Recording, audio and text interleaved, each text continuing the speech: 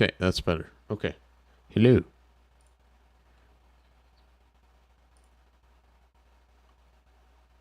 Hello. Are we live? I think we're live. Okay, so welcome back. This is the Dormant Late Nights track by track breakdown. Sorry, I just want to see if the fan noise is being picked up. It is a little bit. Hold on. Yeah, I had to turn on a fan because my room is insanely hot. Okay, how do I do this?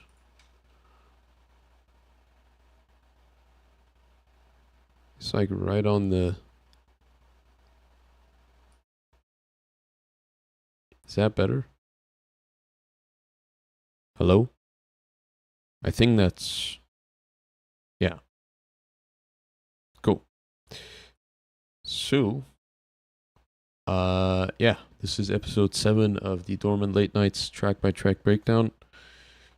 It's episode 7, so we're looking at track 7, which is called, what is it called? Midnight Dweller is the name of the song. And this one is actually one of my favorite things I've ever made. So I'm really excited to start digging through it and yeah, just see what kind of madness this thing is, because it's a really interesting track. Hang on, I forgot to do something.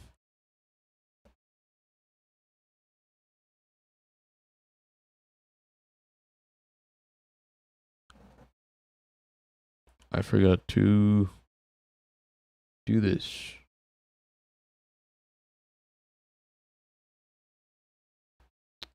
Okay. So we've got the track now. Should be working. Yep, there we go.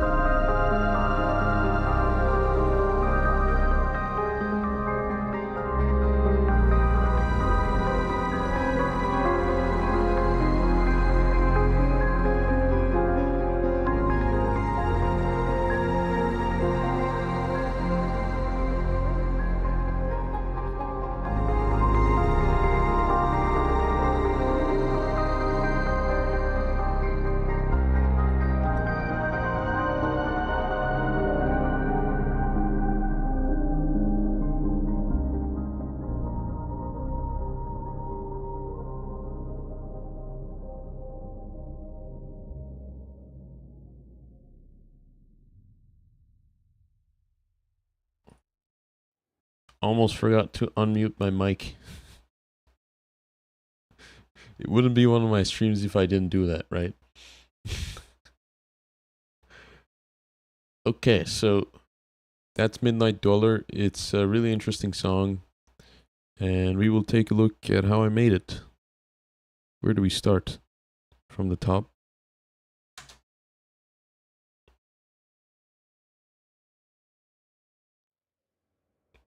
So it starts with some noise as per usual. What is it this time? Is it the... Okay, maybe I'll do this. Okay. So it starts with some kind of sample. I don't remember what it is. Does it... Can we find out?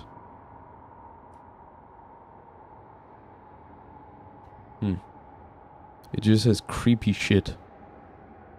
It is creepy.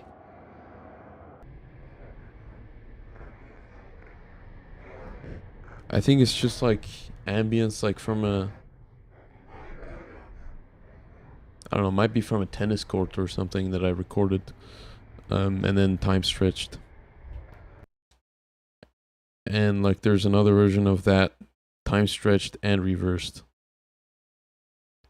I remember I was just having a weird time with this because...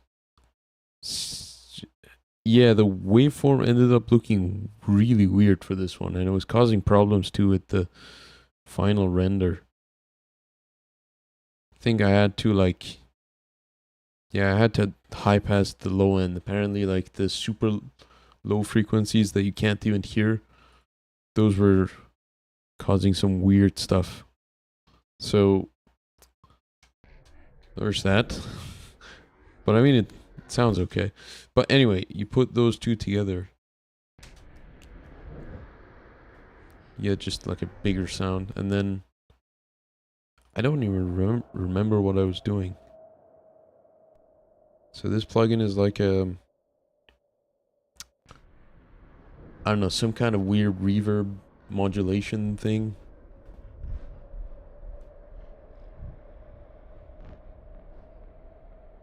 Voices from the Crypt. Yeah, I don't even know what this plugin is. And then some reverb. Chamber reverb. And some high pass filter again. So that's kind of most of the ambience for this track. Looks like I didn't use the... You know, my field recording tonizer thing. At least not on this one, but I think I use it on a different one, yeah. Okay, so it says ATSB MIDI. If I remember correctly, this is...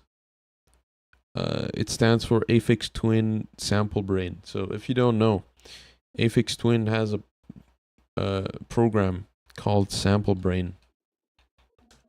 You can actually download it for free. Maybe I'll put the... Yeah, I'll put the link in the chat. So Sample Brain, it shows you what it looks like too, yeah. So you basically put any sound into it and then it just turns it into glitchy nonsense. Pretty much. So yeah, it's just really weird. And without the effects I put on it, what does it sound like? Oh yeah.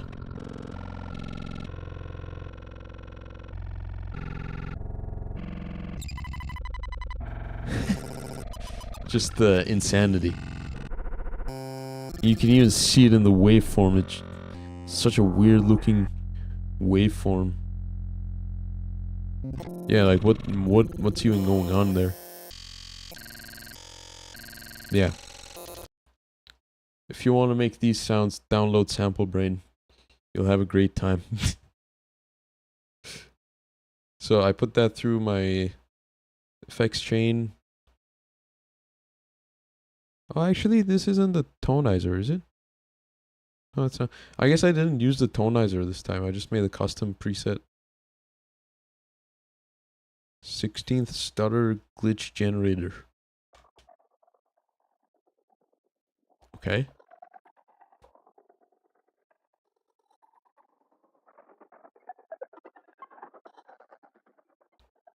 This is interesting.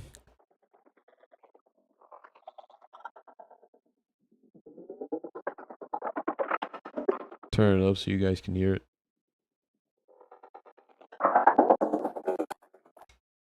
Yeah. So, see if I can even figure out what's going on here. I cannot. I don't know what's going on. I think I was just completely just messing around. It's got like frequency shifters, bit crushers, delays, distortions, and a transgate, of course.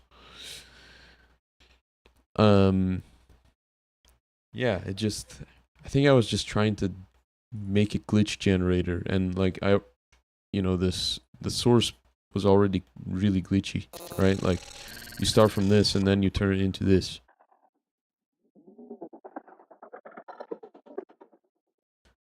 Yeah. So very random, right? And then it looks like I did some modulation just with the volume and the filter, nothing crazy. That's what the MIDI CC you can see here. What even is going on here? What was I thinking? I think I was just moving the faders just at random, seeing what kind of sounds come out. So there's that.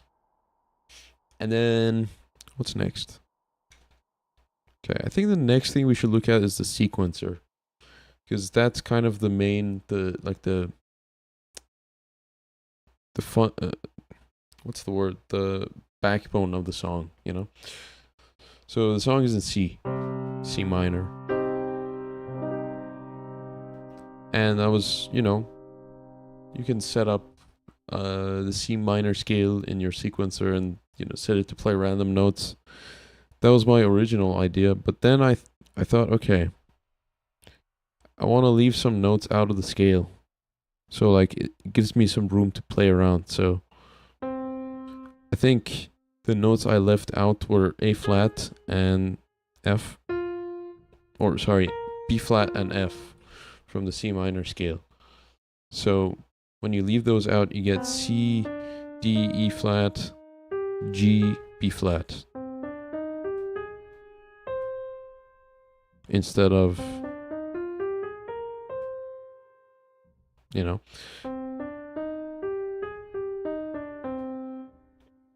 I think this is like a Japanese scale, actually, these 5 notes.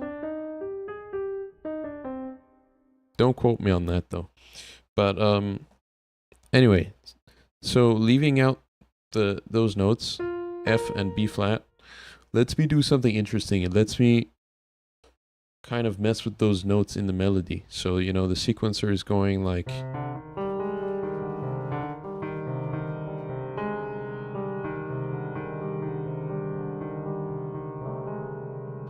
And then I can play an F sharp.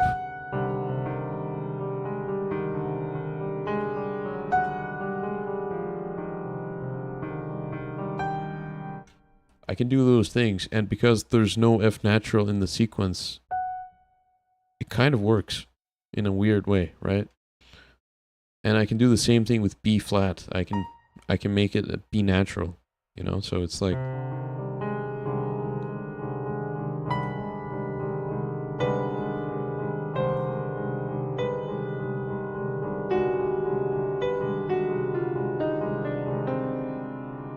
It just kind of lets you be more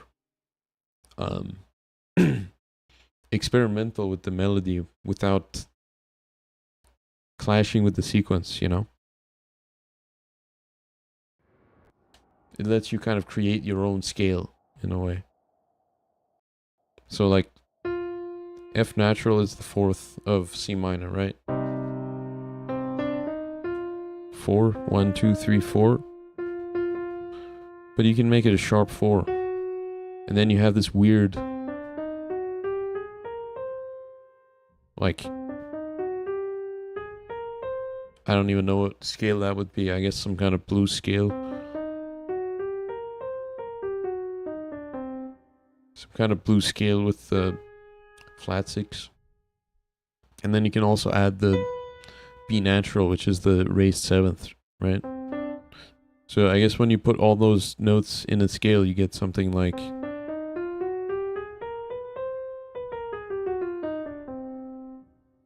which is just weird. But that's kind of the idea here. Leaving notes out of the sequence so then you can be more creative with the melody.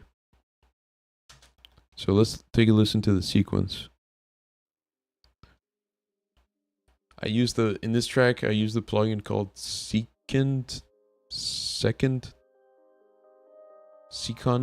I have no idea how to pronounce this. Oh, sorry. Yeah, I have no idea how to pronounce this, but it's a great sequencer plugin. You can do a lot of, like, it lets you randomize the notes in a way, because it's just really easy to use. So then it lets you dial in stuff like that, which you would never come up with, right? Now, just to be clear, this is not AI. I don't mess with that stuff. This is like actual pieces of technology that lets you create these sequences with limitations that you set. And you can also change them later. So I really like using this plugin. So it lets you set up a sequence up to 16 steps. And you can sequence the gate, the hold, so how long it holds each note. You can set up the note length, chance. Chance is the the main thing that I like in this, because, well, it oh, excuse me, my throat is really dry.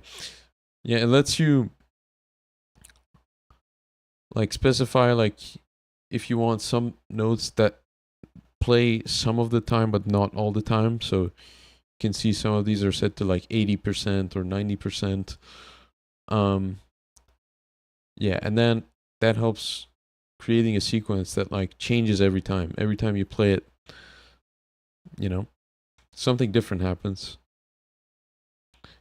And when you have a 16 note sequence, but then you have other parameters that have like a sequence with a different number of steps, it just creates different variations, you know. And you can also set like 2 pitch rows and set a probability where, like, you know, sometimes it plays a note from this row, and sometimes it plays the note from the other row when it gets to each step. You can also sequence the velocity and some MIDI CCs also. So it helps you really create something dynamic. And you can set different patterns, you can set your scale. So yeah, with all that stuff, we get something like this.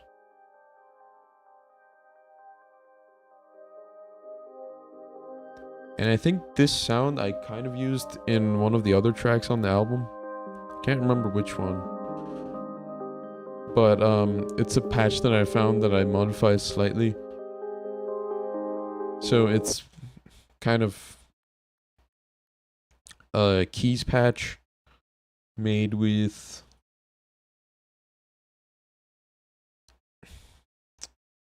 like a triangle wave, instant attack, and a bunch of distortions and filters on it. And it's got some unison too. And what else? Oh, it's got a pad layer too. And the pad layer is like basically FM'd sine waves. I really like doing that. Or like, I didn't design this one, but FMing sine waves is like an easy way to get like good sounding FM synths, right? Like with a weird wavetable FMing it. Give me a second.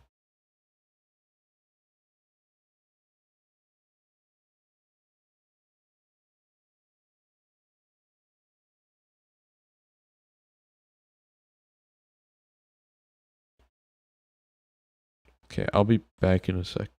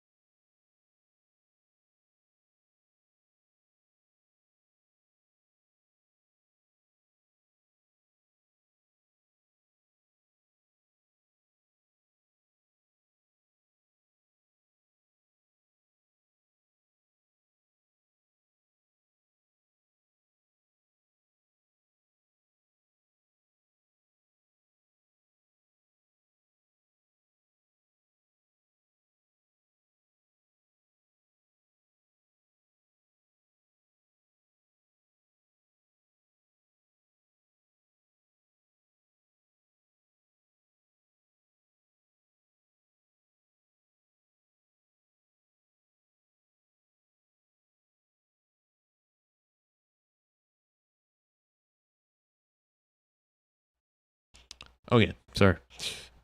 Yeah, like FM is a weird thing with synthesizers. Like a lot of the time you use the FM thing and you just won't be able to get a good sound out of it. But with a simple waveform like a sine wave, it usually works well. So that's the pad layer, and then the pluck type layer is the triangle. So a pretty simple patch with some effects. Reverb, delay, chorus. I think each of these has its own reverb. Yeah. So the keys patch is being sent to the chorus, delay, and reverb, and the pad layer is being sent to a ensemble and reverb. It's separate reverb. And then it looks like I have a filter on all those layers just to be able to control the tone, right?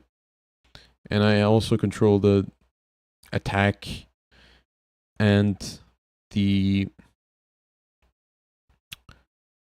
volume of each layer. So with the sequence running into that, I can get some really cool stuff. You can see how that works with the CC. Yeah, I did a lot on this one. Holy. Yeah.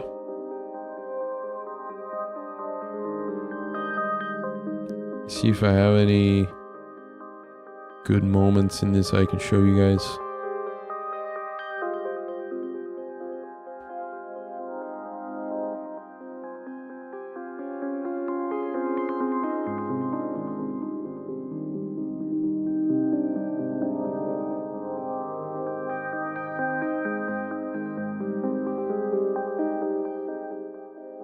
Okay, so I'm controlling the lows and highs, it looks like. 26 and 7. So the last CC lane you see is the high layer. I think that's just, that's just the low pass filter.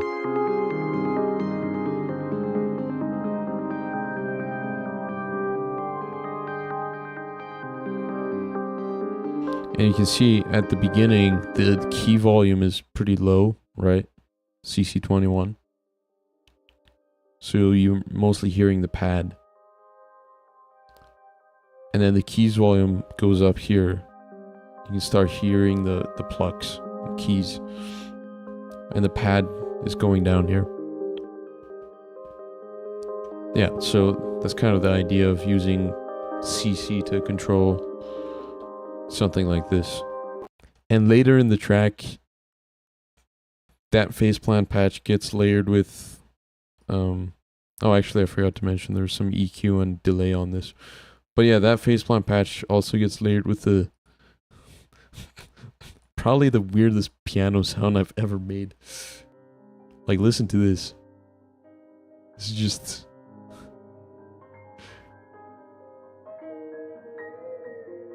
I should remove the... Yeah, let's remove the automation so you can... Oh, that's not what I want. Yeah, I mean, just listen to that, right? It's... insane.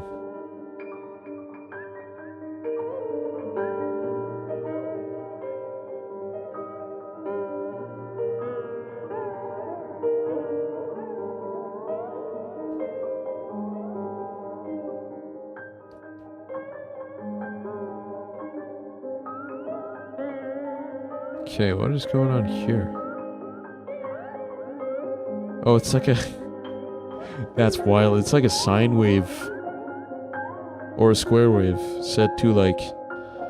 move the octave of the MIDI around for this thing. Okay, so...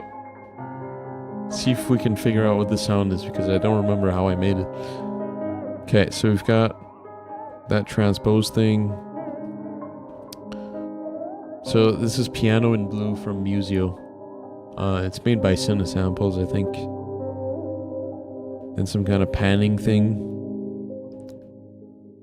And then, okay, this is the main thing. So let's hear just the piano without effects.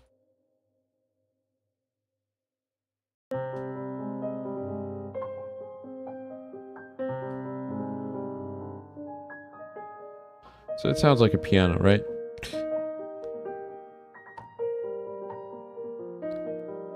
Then you put the panning thing on it. This just kind of moves the sound around in the stereo field, just makes it more interesting. And then we get this. Now if you don't know, this is like an auto-tune plugin, kind of. I don't know why I put this on there. It makes no sense. I think it was an accident.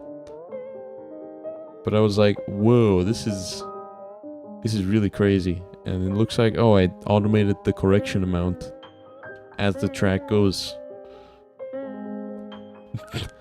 And then you add delay.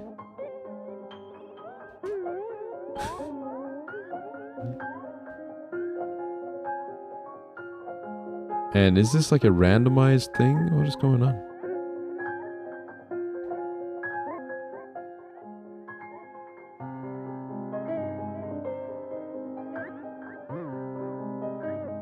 Oh yeah, this is also randomized, kind of. It's kind of moving the sound around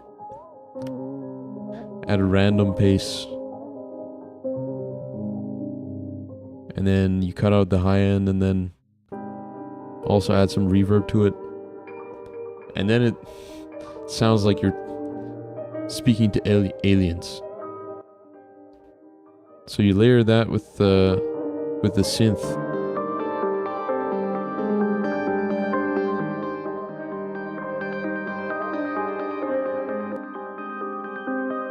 And you get that. Which is a crazy sound, right? Let's see what's next. I think we can look at the melody. So it's just like a pad type sound. It's from Spitfire Originals cinematic pads.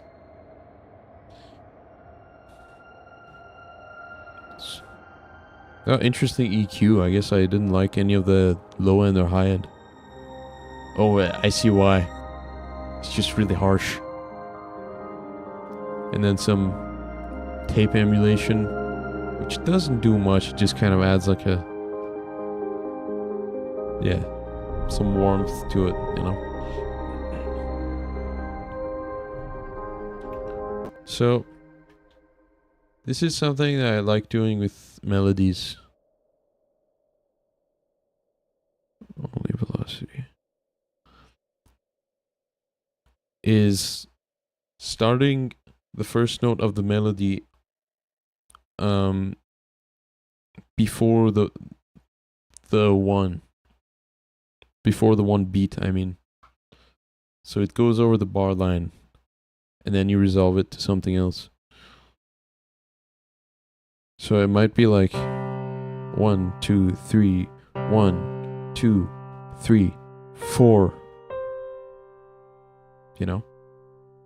1, 1, 2, 3, 4, 5. Or, sorry. 1, 2, 3, 4. 1, 2, 3, 4. 1, 2, 3, 4. 1, you know?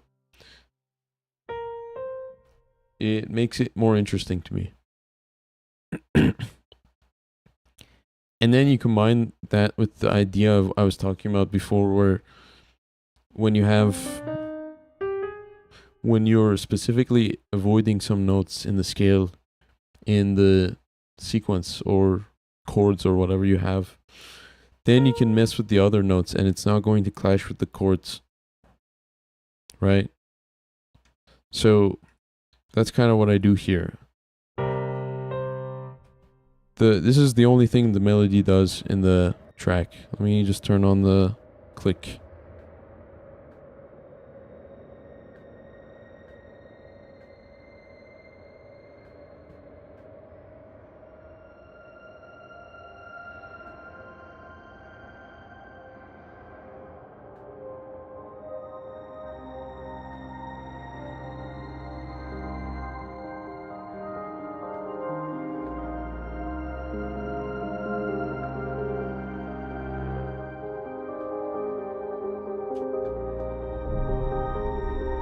So here it's doing, actually let me play along with it. So it starts on B flat to C.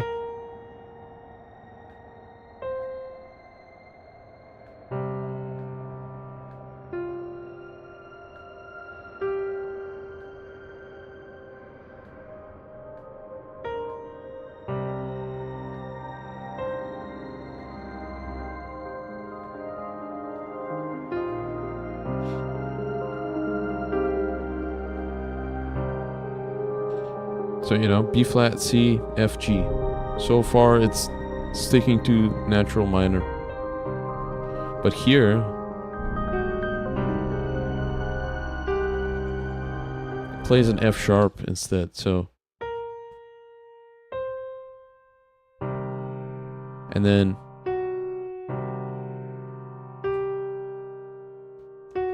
I really like that dissonance, and like especially staying on that dissonant note for a while. It's just really nasty. Like a good kind of nasty. So it just keeps going with that. And the chord changes to F minor. The first chord change, like after, I think almost a minute, right? Yeah, like it's been a minute and this is the first chord change we're hearing. Let me actually fix this. Yeah, so the first chord change in this song happens at 1 minute and 20 seconds, which is crazy. Actually, my bad, it's not there. It's at, okay, almost, yeah, around the 1 minute mark. So it goes to F minor.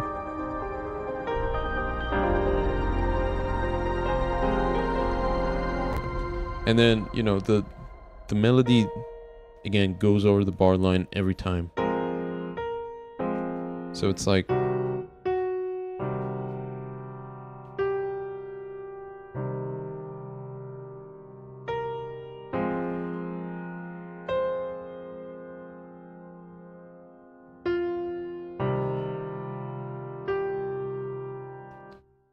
This part is kind of bluesy because, you know, it's on the 1 for a little bit.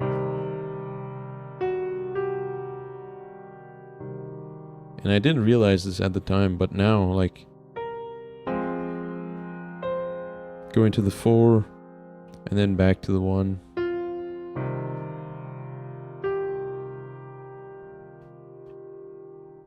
You know?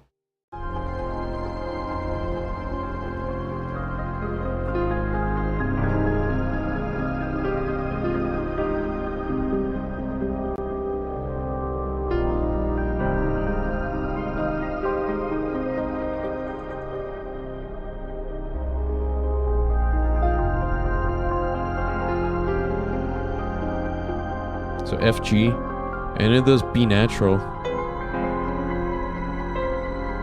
First time in the track that we hear B natural.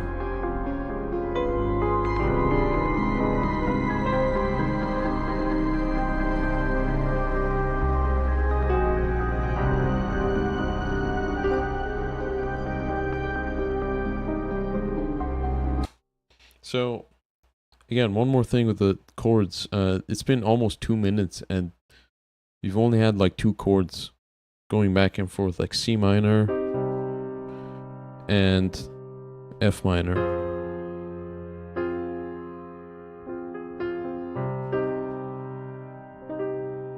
But then we get something different. We go to the relative major, E flat.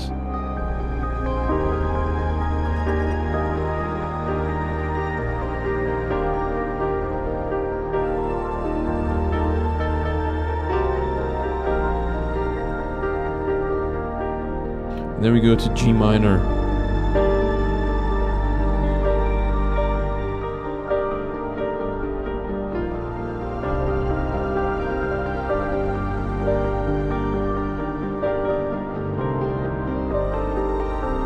And then back to C minor.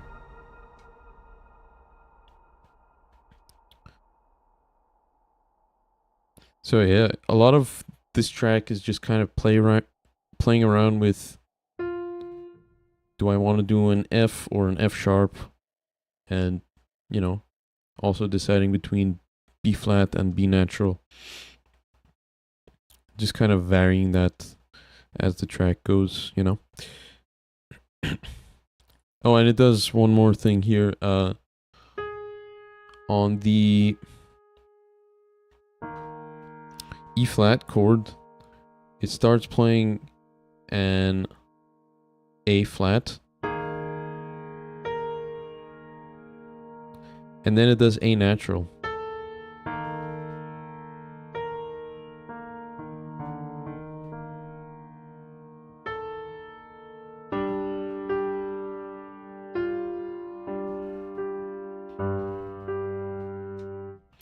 So you might be like, okay, the sequence had an A flat. How do you make sure it doesn't clash with the A in the melody? Well, let me show you.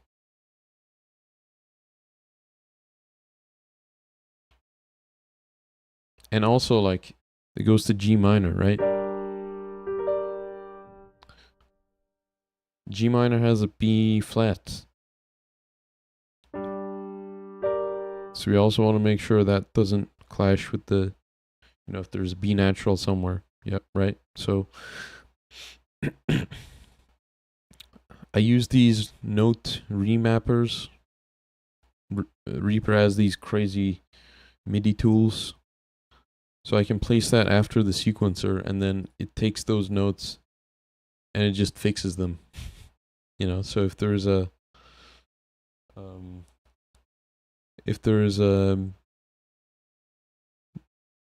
A natural, it turns it into A flat, or I guess the other way around. Just to make sure the sequence still works with the melody. This kind of thing would not be doable live. I don't think so, but you can do these with ambient music that you make in the box, right? I think that's one of the things that makes it fun, writing music this way.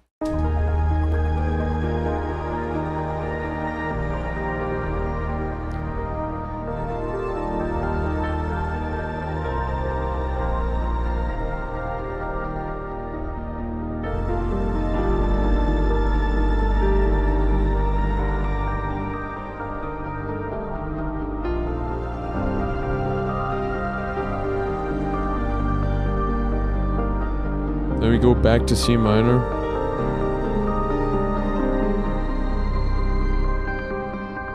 And then kind of going back to the intro, right?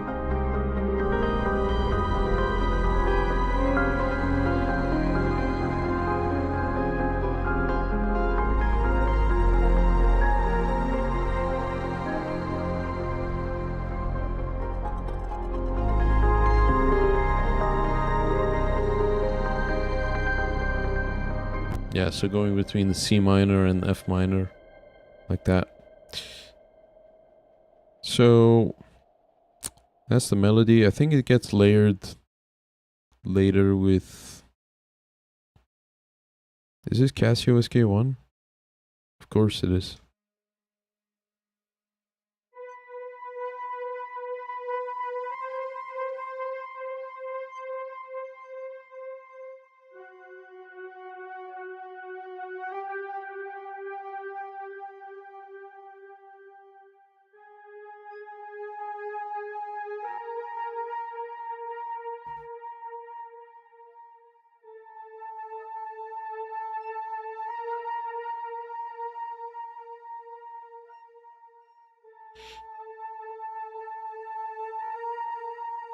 Okay, so these are actually dry, are they?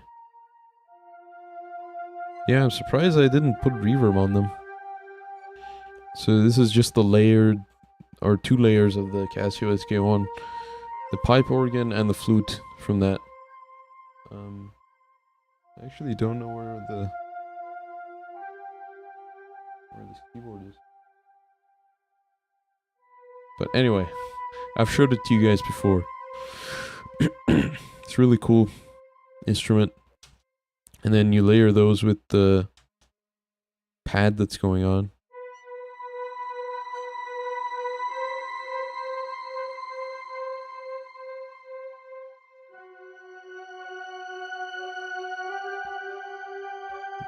You get some cool stuff happening.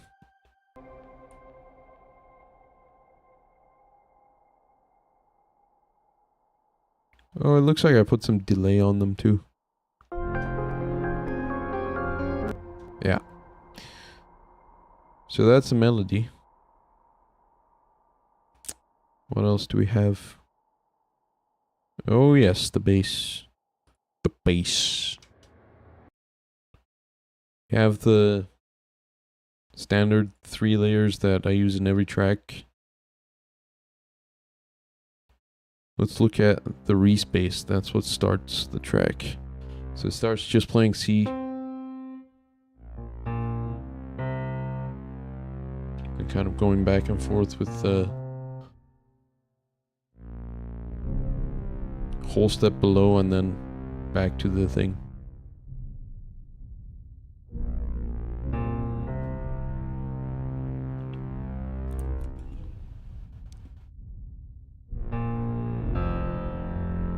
So right there it goes to F. Then it goes down an octave to C.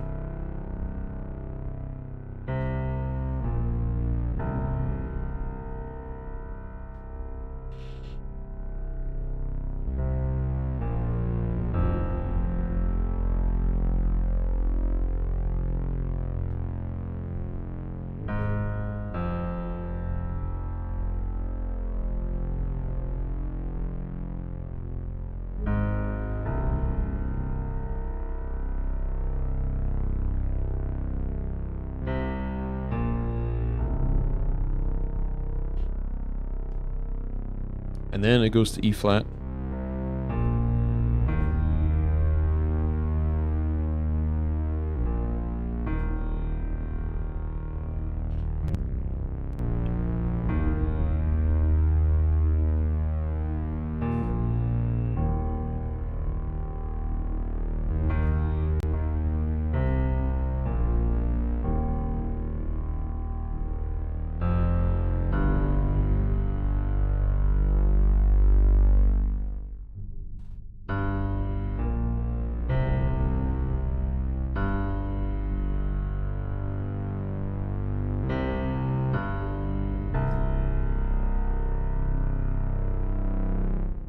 Notice the space between some of these notes, right?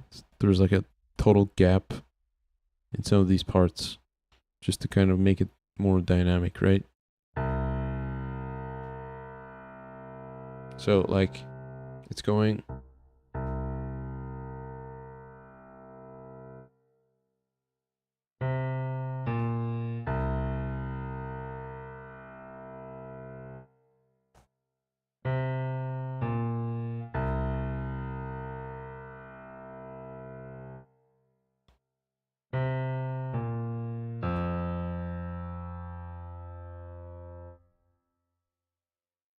you know.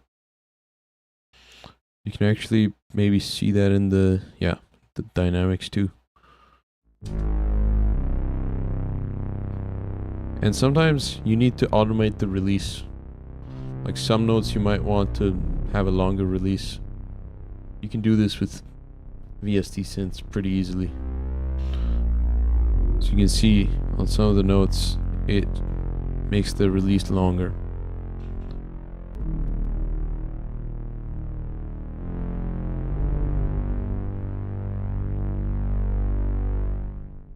Takes longer for the note to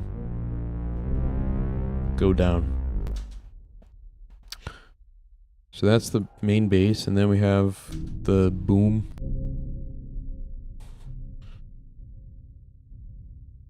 The 88E boom. And then the earthquake hits the three main bass layers of this whole album.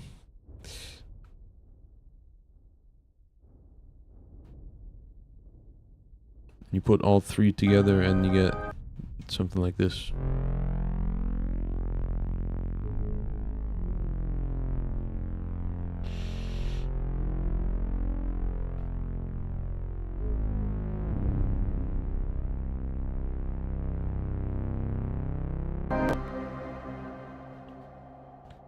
Alright, so that's the low end. What else? Maybe we can talk about the pad next. Yeah, this has a lot of fun things, the pad. So let's take a look.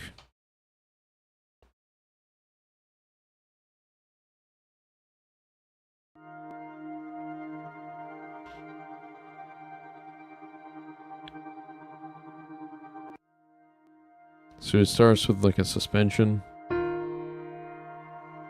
with the, the C is in the bass, and then it resolves.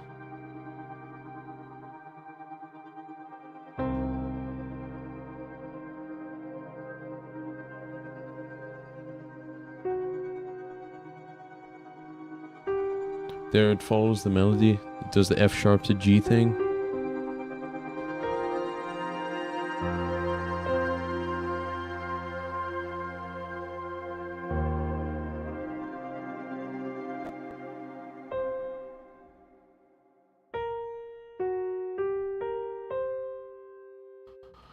And then it does, what is this? C,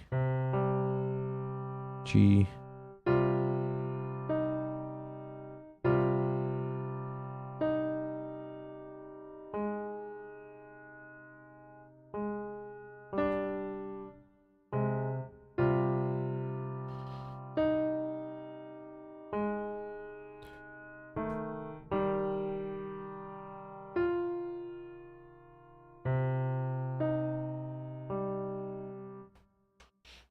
So kind of really simple stuff. And then it gets weird here.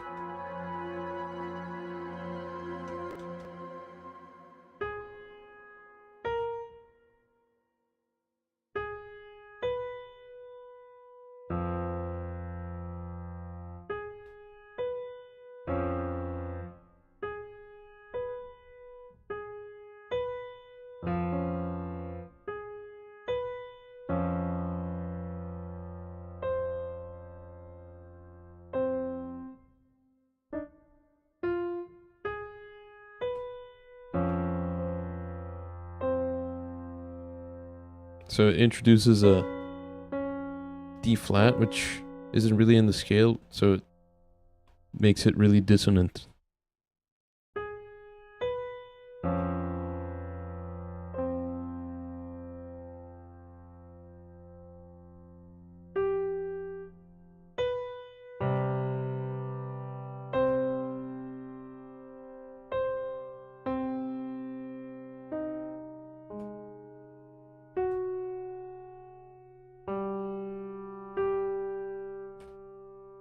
Something like that. And then I really like this part when it goes to that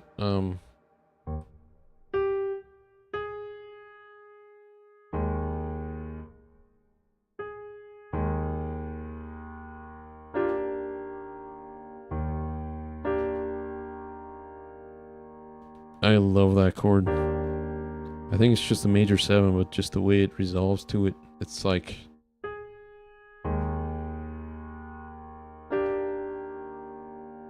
And with these sounds, I think it sounds really cool.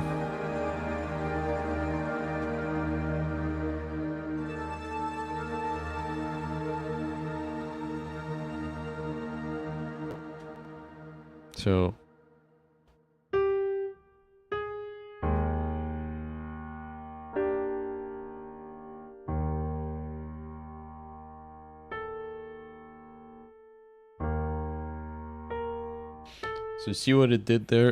It started with like the natural 4th degree, the perfect 4th. 1, 2, 3, 4. Starting on A flat and then B flat. And then it does an A natural next time. So sharp 4 to 5. You know?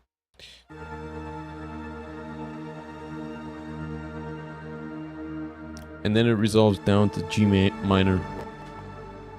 So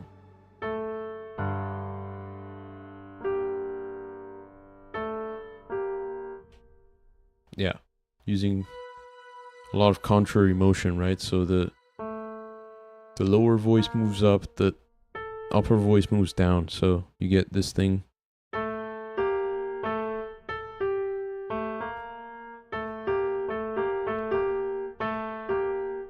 And with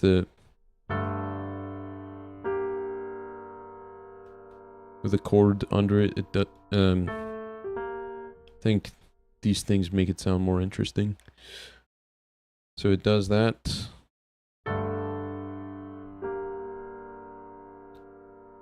And then the second time it does, like starting from a suspended chord. But again, doing the same thing, but this time the upper voice moves up and then the lower voice moves down. So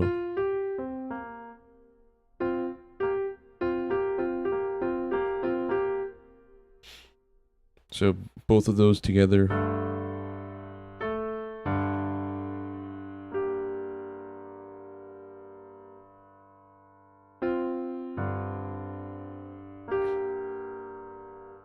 Different ways of approaching the chord tones, you know.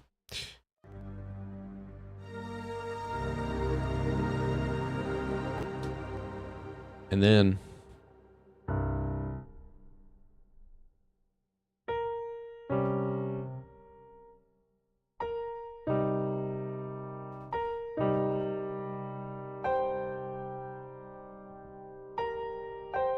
again, contrary motion.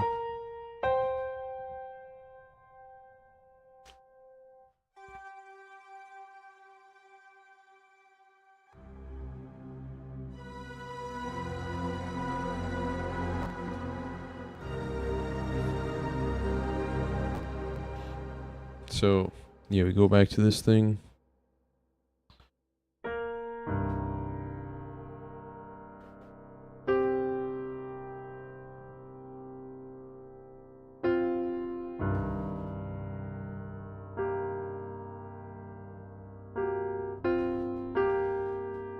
So starting from a suspended 4 and then going to a minor 7.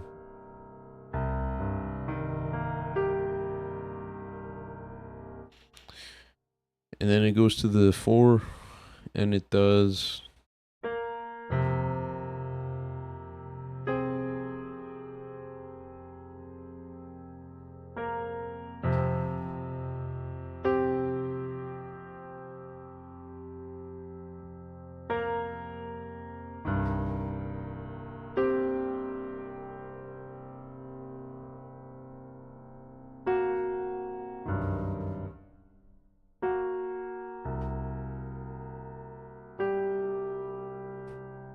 here it does B flat and F in the same chord, which is really dissonant against the C minor, right?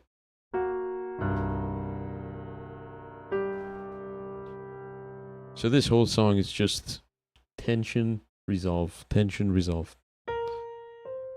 This whole song, it's It's got this 2-note motif, and the rhythm of the motif is the exact same every time it happens.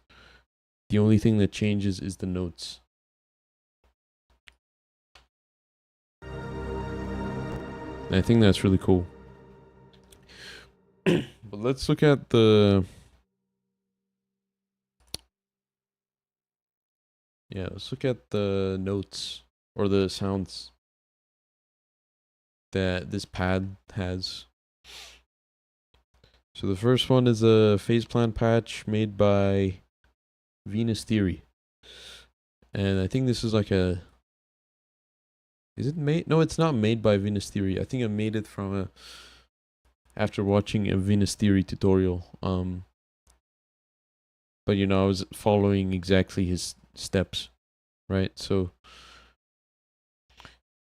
it's got can I do this? Let's see. Hopefully it doesn't get glitchy. Okay, sounds okay. Let's go here.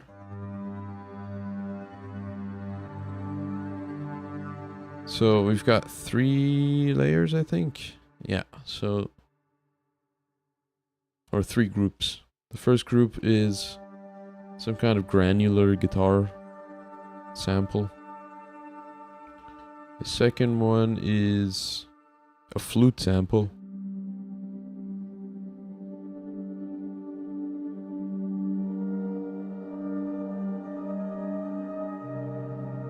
That's just really cool. And then the third one is a wavetable. I think it's just the bass layer. Yeah, kind of. So you put all those together and then you get...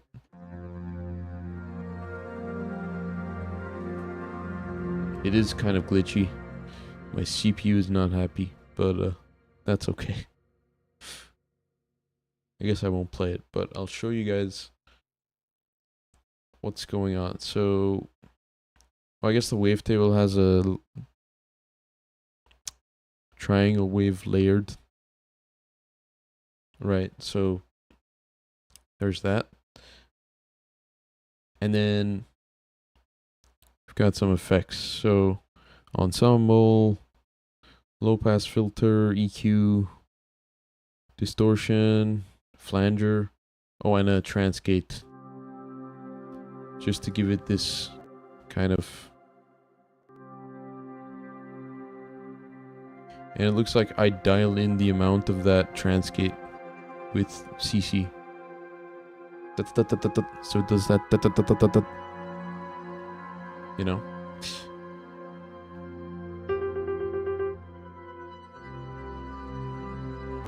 Then it's got some reverb too, because everything needs reverb. And then I control the volume of each layer over time with CC, just like that.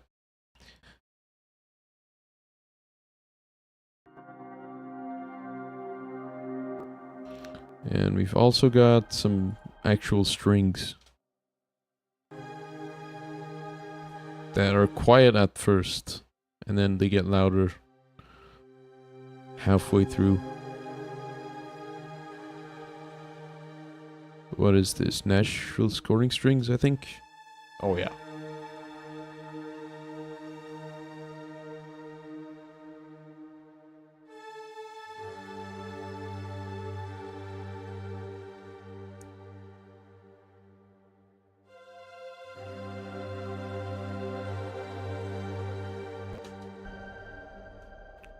And then some more pad sounds. What is this? Modern Media Composer tension pads.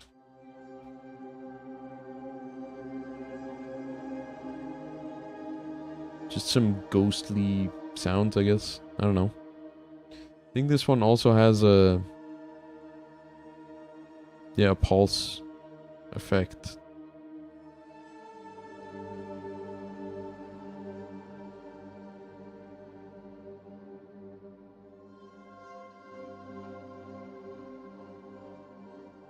Oh, this one is set to 8th notes. So a bit different from the...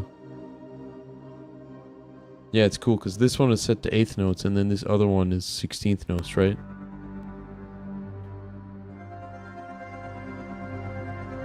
So you hear the 8th note, it's quiet, but... And then the other synth has a 16th note pulse. And so you put all those together with the strings and then you get...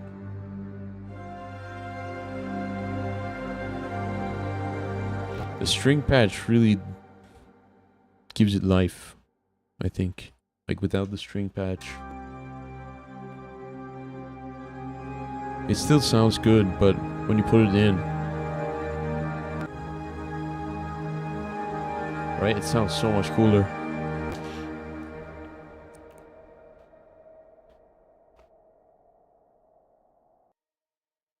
Then there's one more thing.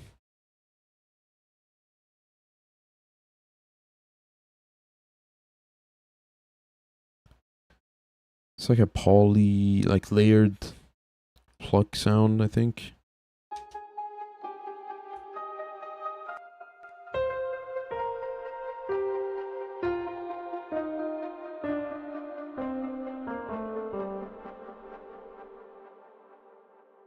Oh, sorry. I guess I layered all my favorite plinky sounds. So we've got a harp. What did I do to this harp? What the hell? Oh, a whole bunch of stuff.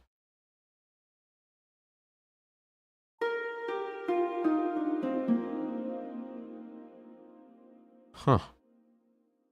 What happened there? Oh, just a lot of compression.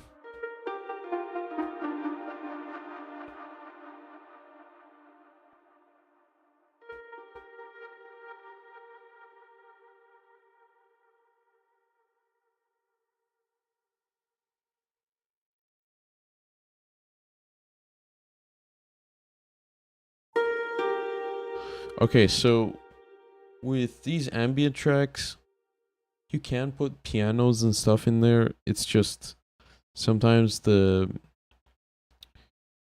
like sounds like piano sounds or drums or anything like that, when you have mostly pads, those sounds can cut through a bit much and sound weird. So it helps putting a lot of compression on those and really controlling the transients, right? So you can see with that, I really... And then compressing it, you squash the attack and then you also extend the tail, right? So...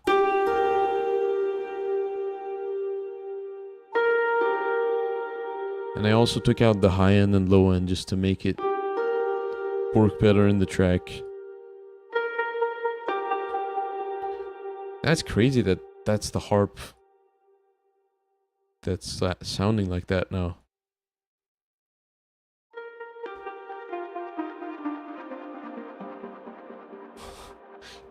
Doesn't even sound like the harp. So yeah, we've got that harp. What else do we have? Let's hear it without the effects. The harp again. Then we've got the piano in blue one more time.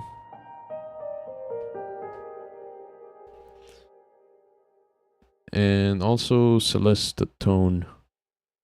It's just kind of Celesta.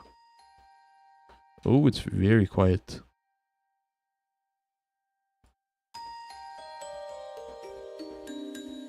There we go. So you layer all those together and then you get this.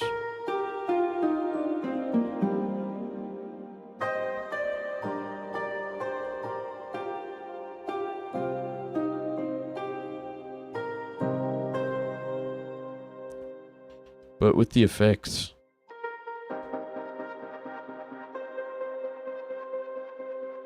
sounds way different, right?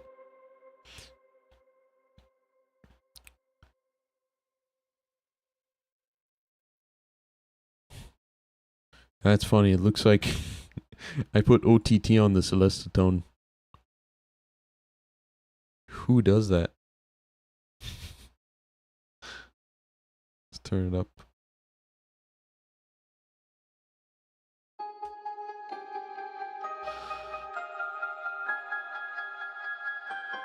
It just kind of makes it more balanced and a little bit more annoying sounding, I guess, but it works in the track, you know?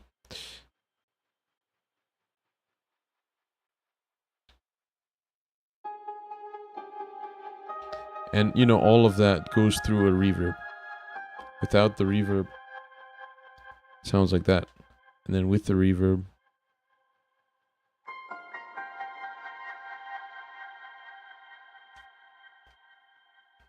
yep. See what this track is doing. So it mostly does like these, I don't know, maybe you could call them ad-libs.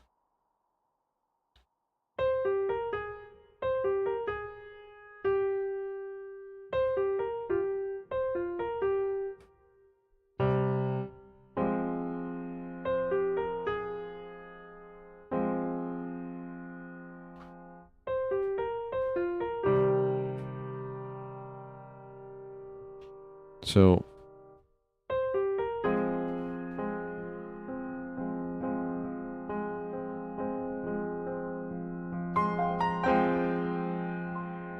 oh, I messed up. Hold on.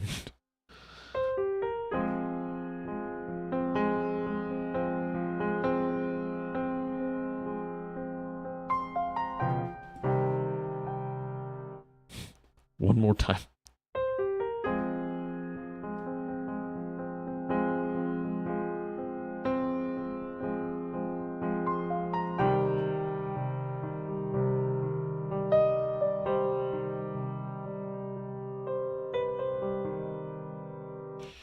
Yeah, it's mostly doing ad-libs for this whole track. Sometimes it gets weird.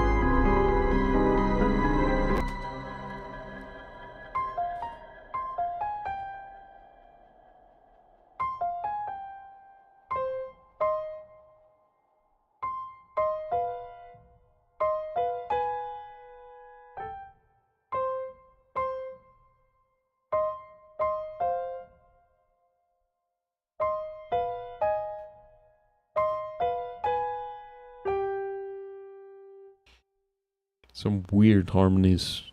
So it's just...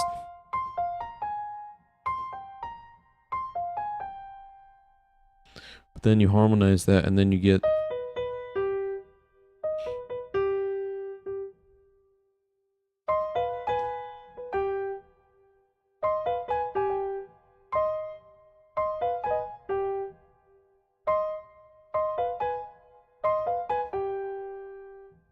something like that.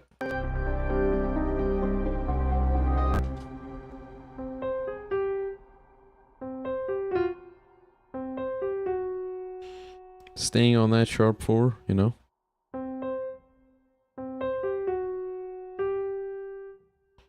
And then...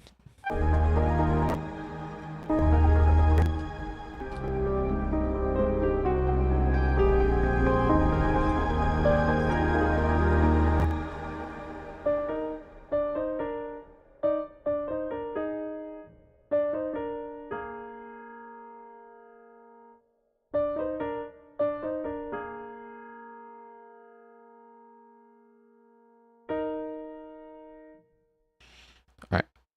Yeah, this is an interesting harmony.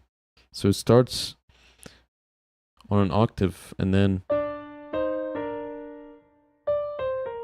So one voice is moving down, but the other is just kind of going back and forth between D and E flat. So it's like...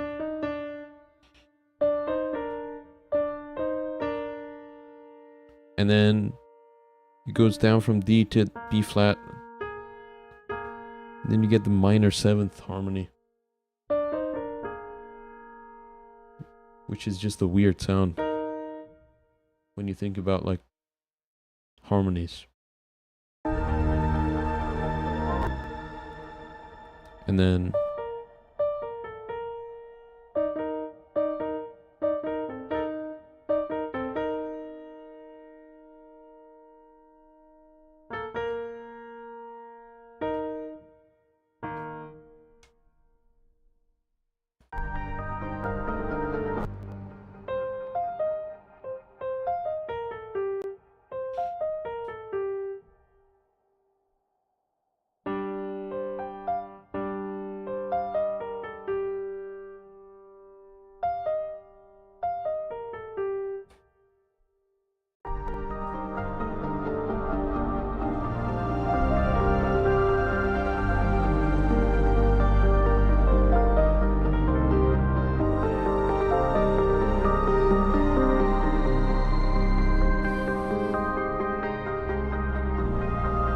I like this part.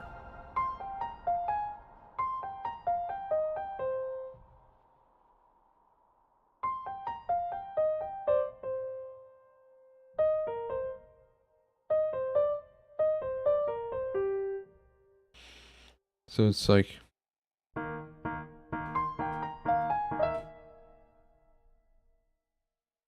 actually wait. Oh, it's on C minor.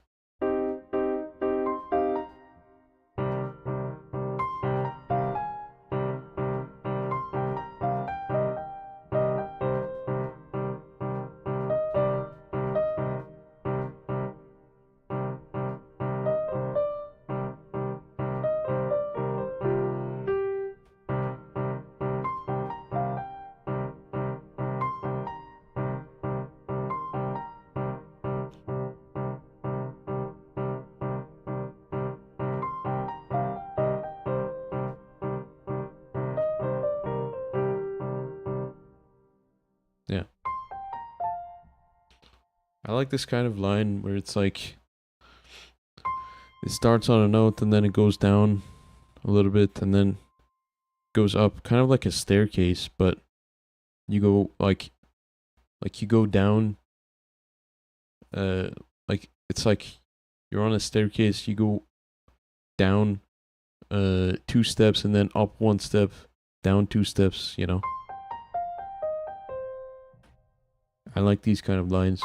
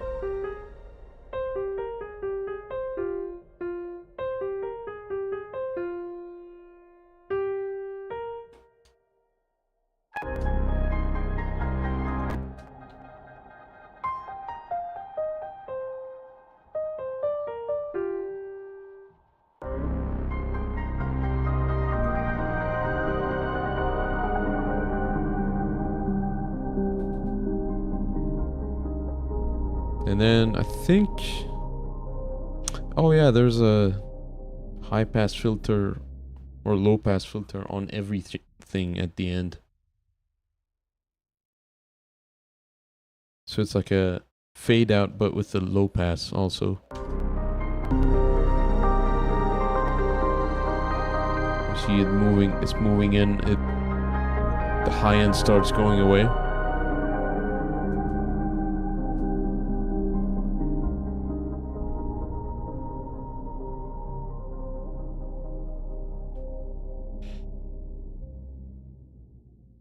So yeah, it's just like a more,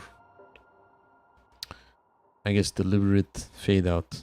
It's not just a fade out. You're also fading out the higher frequencies more than the lower ones. I think I'm making it sound too complicated. It's just an automated low pass filter. But that's the idea. Yeah. I think that's it. Yeah.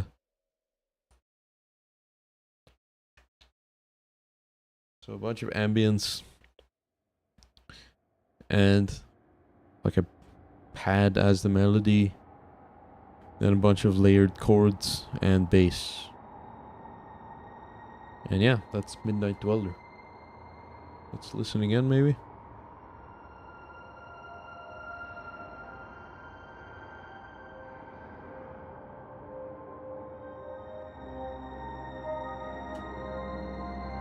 Actually, you know what? Maybe I'll play along on the piano this time. If I can actually remember the chords. Okay, let's go.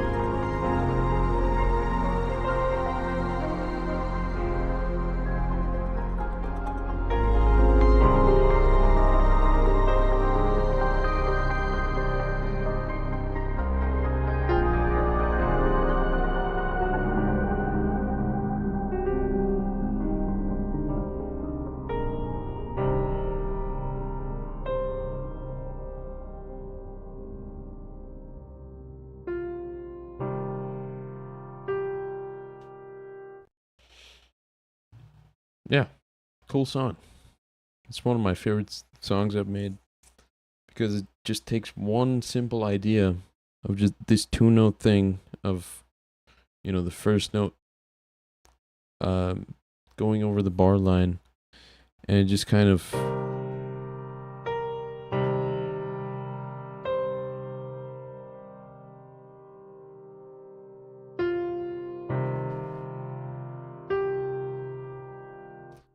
without that, like the note hanging over the bar line thing, it would be way simpler. It would be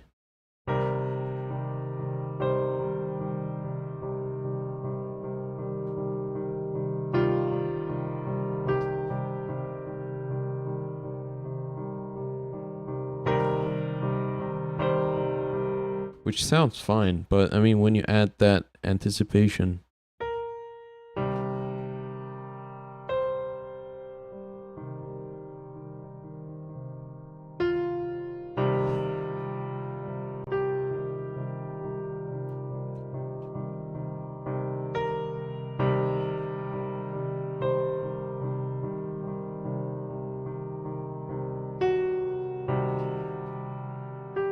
plus the spicy notes, then you get something interesting happening. Is there anything else to talk about? I think that's it. Yeah. Did I do any crazy mastering on this? No, it's just mix bus compression. Doesn't even do that much. It's just a free, like SSL style compressor.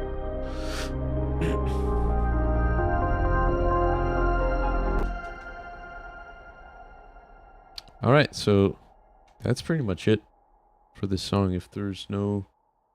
I don't think there's anyone watching this time. So maybe we will just end it because I'm a little tired.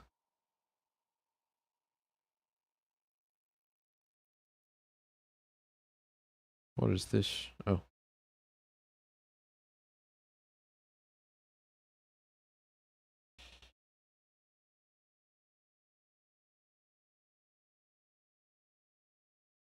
Okay.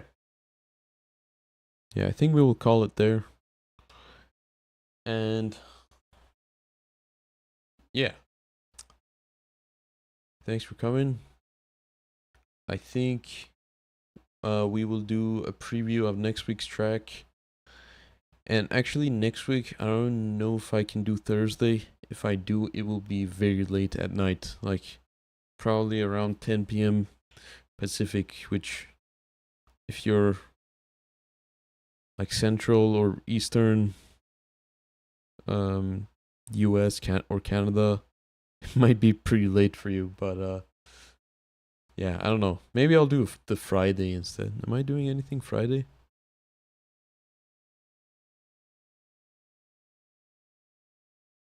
I think I am.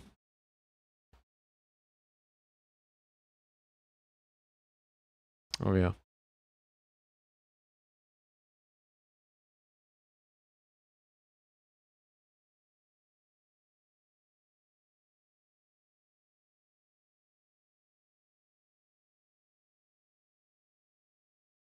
Yeah. Let's see.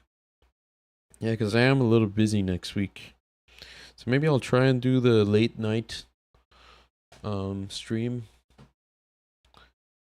But if not, I'll do Sunday probably. Yeah.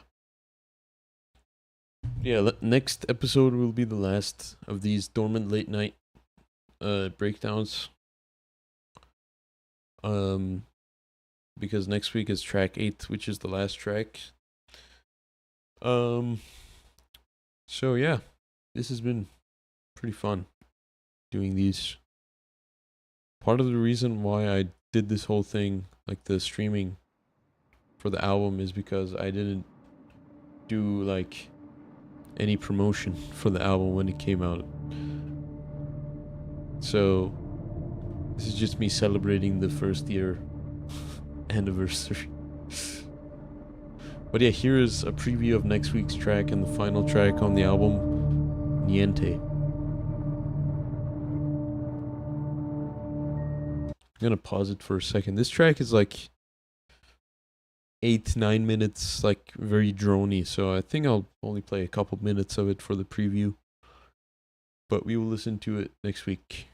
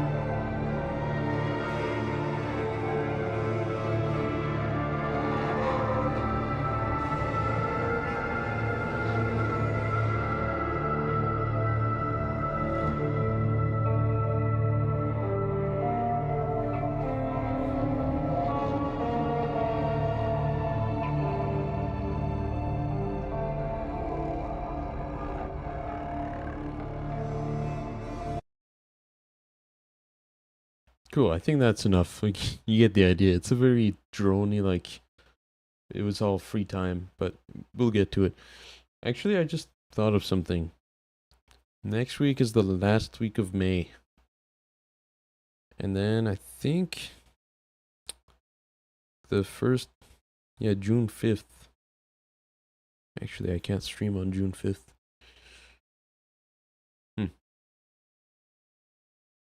Okay. Yeah, no, I'll try to do the either late night Thursday or Sunday night stream for next week to finish off the album. And yeah, this was fun. I think I will just end it now. I was gonna do something else, but I'm a little tired, so yeah, we're ending it now. Thanks for coming. See you next time. Next Thursday, either Thursday 28th or Sunday 31st of May. See you guys next time.